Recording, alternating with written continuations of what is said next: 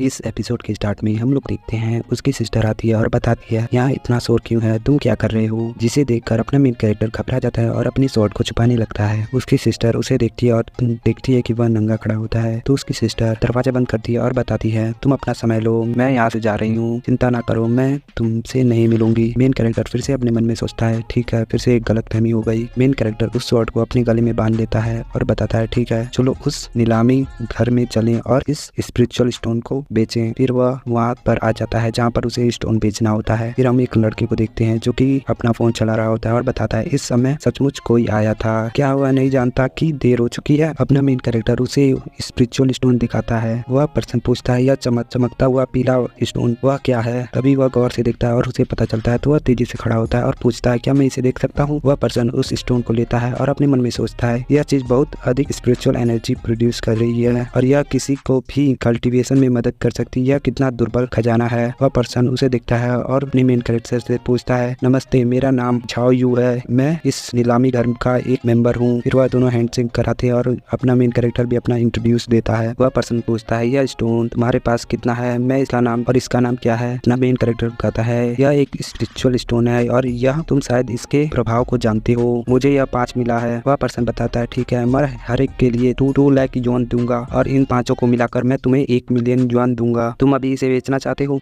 अपना main character उन सभी स्टोनों को बेच देता है और बाहर आ जाता है। अपना मेन कैरेक्टर अपने मन में सोच रहा होता है यह इसके लायक था, कीमत जितना मैंने सोचा था उससे कई अधिक था। यदि मेरा आइडिया काम कर गया तो मुझे बस इस स्टोन को बनाने में कुछ वक्त लगेगा और मैं साथ ही में पूरी दुनिया पर राज करूंगा। ऐसा सोचकर वह जा ही रहा होता तभी उसके पास चैन हुआ का मैसेज आता है। सॉरी गाइस, इसका नाम पता नहीं क्या है इसलिए हम इसे लिली बुलाएंगे। लिली का मैसेज आया होता है। तभी पीछे से एक पर्सन उस पर अटैक करने के लिए आ रहा होता है जो कि एक असैसिन होता है। वह अपने नाइफ से अपने मेन कैरेक्टर के ऊपर अटैक करने जा रहा होता है। तभी उसका स्वॉर्ड वहाँ पर स्वॉर्ड फॉर्मेशन बना लेता है और अपने मेन कैरेक्टर को उसके अटैक से बचाता है और उस किलर को थोड़ा दूर बैठा देता है और वह किलर बोलता है वह पावर क्या थी। तभी हम लोग देखते हैं अपने मेन कैरेक्टर के अंदर से कुछ पावर निकलने लगती है और अपना मेन कैरेक्टर बड़ी तेजी से उस किलर को एक स्ट्राइक मारकर वहाँ से चला जाता है। फिर हम लोग देखते हैं उस किलर पर मल्टीपल स्ट्राइक पड़ी होती है जिससे वह किलर वहाँ पे बहुत चोटिल हो जाता है। तभी अपना मेन कैरेक्टर पीछे से आता है और उसके गर्दन पर तलवार रख देता है और पूछता है तुम्हें किसने भेजा है। वह किलर घबराते हुए कहता है लीजुक ने, जिसने हमें तुम्हें मारने के लिए भेजा था।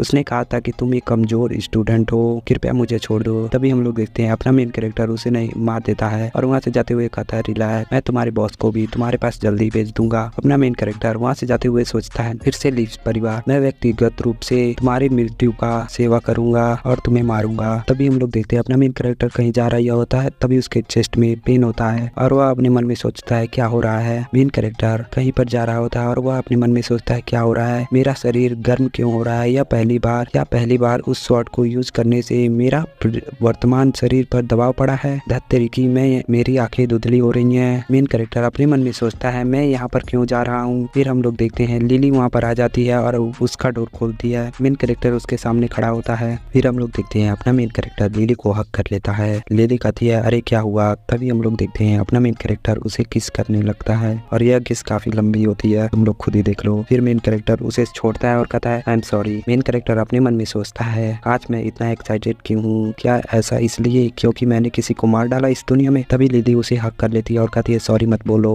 और कंटिन्यू करो। उसके बाद का सीन मैं नहीं बता सकता, तुम लोग खुद ही देख लो। मेन कैरेक्टर अपने मन में सोचता है मैं इस दुनिया से बहुत अधिक लगाव नहीं रखना चाहता लेकिन मैं अकेले भी नहीं रह सकता। मेन कैरेक्टर अपने मन में सोचता है इस दुनिया को जीतना ही सबसे अच्छा काम है। फिर हम लोग अगले दिन का सीन देखते हैं। मेन कैरेक्टर अपनी डेस्क पर सो रहा होता है। तभी वहाँ पर जियान आती है और पूछती है क्या किंग यहाँ पर है। फिर वह किंग के पास आती है और बताती है सोना बंद करो, क्या तुम आज लंच पे चलोगे। मेन कैरेक्टर अपने डेस्क पर सीखता है और अपने मन में सोचता है क्या इस दुनिया की लड़कियाँ कुछ ज्यादा सीधी सादी नहीं हो रही हैं। तभी जियान को कुछ स्मेल आती है और बताती है मुझे तुम पर से किसी लेडीज परफ्यूम का स्मेल आ रहा है। तभी उन दोनों के बीच एक ऑकवर्ड सा सिचुएशन बन जाता है। फिर जियान बताती है इसे बोल जाओ जाओ, क्या तुम मेरे साथ लंच के लिए चलोगे? मेन कैरेक्टर कहता है हाँ क्यों नहीं। मेन कैरेक्टर अपने मन में सोचता है अच्छी बात है कि उसने नोटिस नहीं किया, अगर उसे पता चला होता कि मैंने अदर लड़की के साथ एक रात बिताई है तो यह मुश्किल हो जाता। फिर वह दोनों जा ही रहे होते हैं और दो लड़के आपस में बात कर रहे होते हैं। क्या मैं देख रहा हूँ कि कैंपस की क्वीन ने चुकिंग को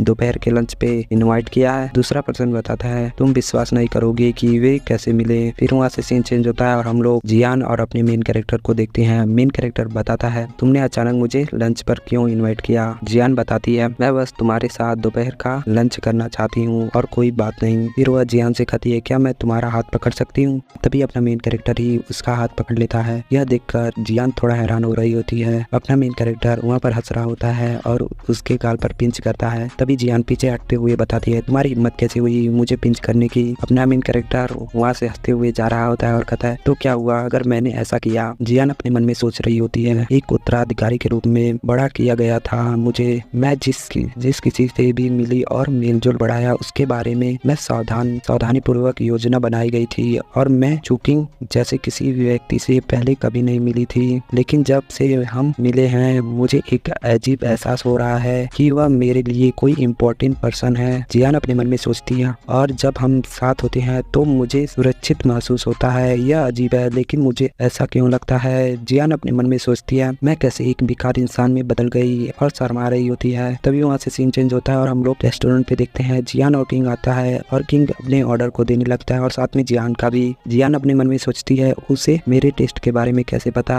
क्या उसने मुझ पर जांच की है? जियान वहाँ पर शर्मा रही होती है और अपना मेन कैरेक्टर बताता है क्या गलत है, तुम इतना क्यों शर्मा रही हो? जियान बताती है कुछ नहीं। तभी हम लोग देखते हैं वहाँ पर दो लेडीज आ रही होती हैं जिसे अपना मेन कैरेक्टर दिखता है और वह देखता है कि उन दोनों के पास नाइफ होती है। तभी वहाँ पर ऑर्डर भी आ जाता है। जियान अपने ऑर्डर को लेने जा रहा होता है और वह लड़कियां देखती हैं कि मेन कैरेक्टर अपनी ऑर्डर को लेने जा रहा होता है। तो वह लड़कियां देखती हैं जियान के पास कोई नहीं है तो वह अपने नाइफ को निकालती हैं और जियान पर हमला करने जा रही होती हैं। तभी एक बाउल उड़ते हुए आता है और उसके ऊपर उसके सर पर लग जाता है। फिर हम लोग देखते हैं दूसरा लड़की जियान पर अटैक करने जा रही होती है। तभी अपना मेन कैरेक्टर बीच में आ जाता है और उसका अटैक अपने मेन कैरेक्टर के पेट में लगता है, जिसे देखकर जियान कहती है चुकिंग तुम्हें क्या हुआ? तभी अपना मेन कैरेक्टर अपने पावर को रिलीज करके उस लड़की को दूर ढकेल देता है। फिर पहली लड़की उसे अटैक करने के लिए आगे बढ़ रही होती है। तभी पीछे से जियान कहती है चिंता मत करो तुम यहाँ से चले जाओ, वह मुझे मारने के लिए आए हैं। जियान बताता है अपना एनर्जी रिलीज करते हुए मैं अपनी वुमन को क्यों त्यागूंगा, कभी नहीं, इस जीवन में तो कभी नहीं। फिर अपना मेन कैरेक्टर भी अटैक करने के लिए आगे बढ़ रहा होता है। वह लेडीज अटैक करती है अपने मेन कैरेक्टर पे, तो अपना मेन कैरेक्टर उसके अटैक से डॉज करता है और अपने पंच पे एनर्जी इकट्ठा करता है और उसे एक पंच मारकर उसे ढक लेता है। तभी हम लोग देखते हैं पीछे से एक लेडीज आती है और उस पर अटैक करने के लिए अपने पाम का इस्तेमाल करती है, जिससे अपने मेन कैरेक्टर को थोड़ा चोट लगता है। फिर हम लोग देखते हैं अपना मेन कैरेक्टर पीछे मुड़ता है और एक इविल स्माइल देता है। फिर अगले सीन में हम उस लेडीज को उड़ते हुए देखते हैं और वो भी वहाँ पर ढेर हो जाती है। जियान पूछती है क्या तुम किसी इंसेक्ट मार्शल आर्ट परिवार का हिस्सा हो? जियान बताता है नहीं, तुम बस मुझे एक रिली वॉरियर के रूप में सोच सकती हो। फिर अपना मेन कैरेक्टर बताता है इस बारे में बाद में बात करते हैं, अभी यह जगह सुरक्षित नहीं है, हमें यहाँ से चलना होगा। फिर हम लोग देखते हैं जियान अपने मेन कैरेक्टर को सहारा देते हुए कहीं पर जा रही होती है।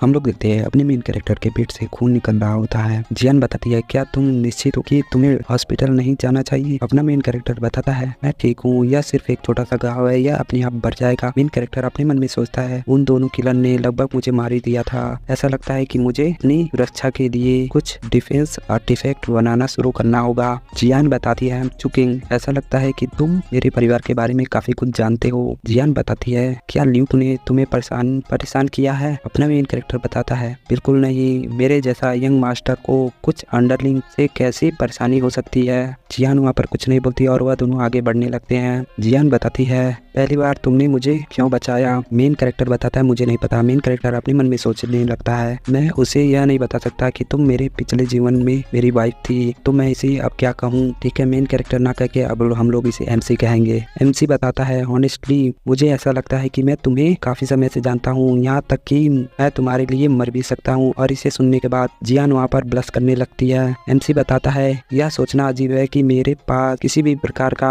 कोई सीक्रेट उद्देश्य नहीं है, लेकिन मैं चाहता हूँ कि तुम मुझ पर भरोसा करो। मैं निश्चित रूप से तुम्हारी मदद करूंगा। मुझे पता है कि तुम्हारे परिवार में कुछ प्रॉब्लम चल रही है। जियान बताती है, सच कहूँ तो हमारा परिवार मेडिसिन को बनाने के लिए जाना जाता है। हमारे पास दर्जनों फैक्ट्री हैं, लेकिन 1 महीने पहले हमारे परिवार में से एक टेक्निक चोरी हो गई और कुछ मेडिकल परिवार हम पर दबाव बनाने के लिए एकजुट हो गए। जियान बताती है, मुझे लगता है कि इस घटना का रिलेशन ली परिवार से है। वह चाहते हैं कि मैं उनके परिवार में शादी करूं ताकि वह हमारे परिवार को निगल ले। एमसी अपने मन में सोचता है, वह ली परिवार फिर से वह न केवल ये परिवार को नष्ट करना चाहता है बल्कि टैंग परिवार को भी कब्जा करना चाहता है। वह आग से खेल रहे हैं, मैं उन्हें नहीं छोड़ूंगा। एमसी बताता है जियान से, अगर मैं तुमसे कहूँ कि मैं तुम्हारी परेशानी को दूर कर सकता हूँ तो क्या तुम मुझ पर विश्वास करोगी? जियान बताती है, तुम इसे ठीक कर सकते हो। एमसी बताता है, रियलिटी में यह काफी आसान है। हम मेडिसिन के लिए एक और फॉर्मूला बनाने के लिए बस आपके परिवार की